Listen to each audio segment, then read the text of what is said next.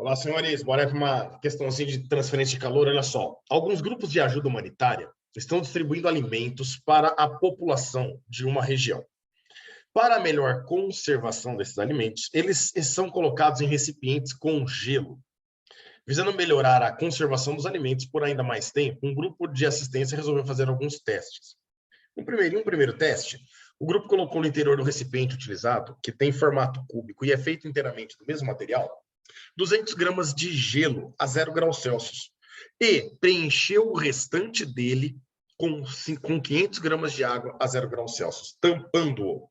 Após 1 hora, o grupo abriu o recipiente e verificou que havia somente 50 gramas de gelo. Então, olha só, num primeiro recipiente, um primeiro teste, na verdade, né?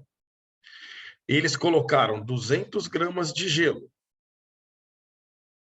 E após o intervalo de tempo de 1 hora, sobrou 50 gramas ainda no estado sólido para nós, certo? 50 gramas de gelo. Então, eu percebo que nesse caso, a gente pode falar que derreteu 150 gramas de gelo para nós, beleza? Em um segundo teste utilizando a casca de uma planta nativa da região, o grupo forrou internamente as faces do mesmo recipiente e colocou novamente 200 gramas de gelo a 0 graus Celsius e 500 gramas de água também a 0 graus Celsius, tampando. E após 2 horas, verificou-se que havia somente 100 gramas de gelo.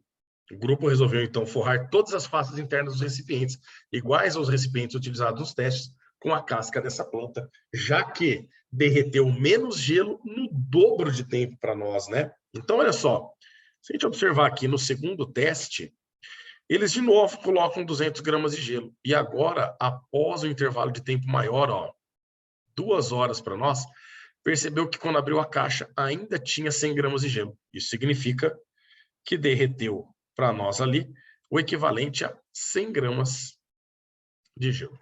Fechou? Bom, meninos, aqui dá para a gente tirar uma conclusão.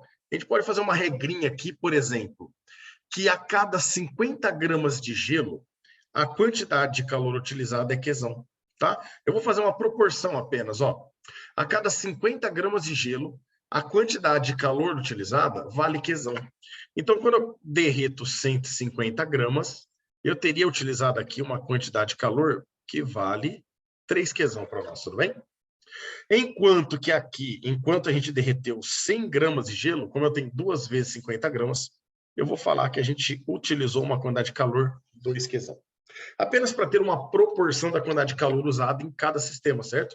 Percebo que no 1, como eu derreti mais gelo, tem que ter usado uma quantidade de calor maior, né? Uma quantidade de calor que é 50% maior do que no segundo teste. Bom, vamos lá. Nós sabemos que o fluxo de calor ele pode ser calculado pela quantidade de calor dividido pelo tempo ou pela condutividade vezes a área, vezes a variação de temperatura, tudo isso dividido pela espessura.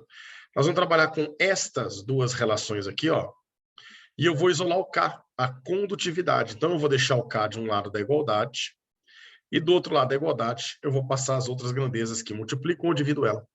Então, a espessura, que já estava dividindo o K, passa para o outro lado, multiplicando a quantidade de calor. E a área e a variação de temperatura, que já estavam multiplicando o K, vão passar para o outro lado, junto com o tempo, dividindo. Então, vai ficar o tempo vezes a área e vezes a variação de temperatura. Cuidado que o T minúsculo é tempo e o T maiúsculo é a temperatura. Como ele quer para nós aqui a razão K1 sobre K2, nós vamos fazer o seguinte, ó.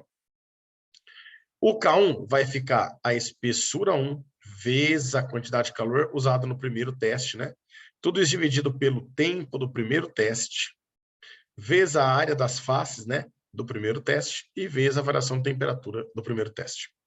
Embaixo, o K2 vai ficar a espessura da caixa no segundo teste que foi feito, a quantidade de calor no segundo teste utilizado, tudo isso dividido pelo intervalo de tempo que demorou o segundo teste, a área das faces, e vezes ainda a variação da temperatura no segundo teste.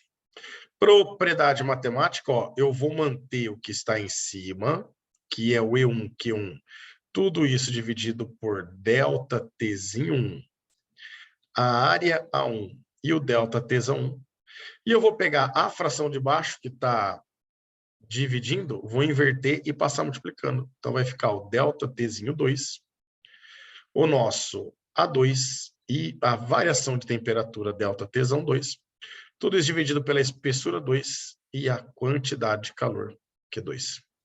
Meninos, a espessura, ele falou que quando coloca as folhas, ela não altera nada a espessura das caixas, certo? Então, a espessura que eu tinha no primeiro teste e no segundo, eu posso cortar. Ele também garantiu para nós que as caixas são as mesmas áreas, né? As mesmas faces. Então, a área 1 e a área 2 continuam tendo o mesmo valor. Ele também garante que a variação de temperatura sofrida aqui nas duas, né, é um regime permanente. Então, a temperatura interna, 0 graus Celsius, e a externa, elas são constantes, a variação de temperatura é a mesma. Então, o que vai interessar para nós é apenas a quantidade de calor usada no primeiro teste. E eu coloquei aquela proporção no começo, lembra? Ó, eu vou poder falar que no primeiro teste, a quantidade de calor que foi usada foi 3 vezes Qzão. Isso tudo sobre o intervalo de tempo no primeiro teste, que é de 1 hora. Vezes o intervalo de tempo que nós usamos no segundo teste, que foi de 2 horas, dividido pela quantidade de calor usado no segundo teste, que foi apenas 2 Qzão, né? Afinal, a gente derreteu 100 gramas aí. Então, aqui, ó, o hora corta o hora, Qzão corta Qzão, esse 2 corta esse 2, e aí a gente chega finalmente com a razão K1 sobre K2, ela vale 3, o que dá aí como correta para nós a nossa alternativa Azinho, alternativa A. Fechou, senhores? Grande abraço a todos e até a próxima.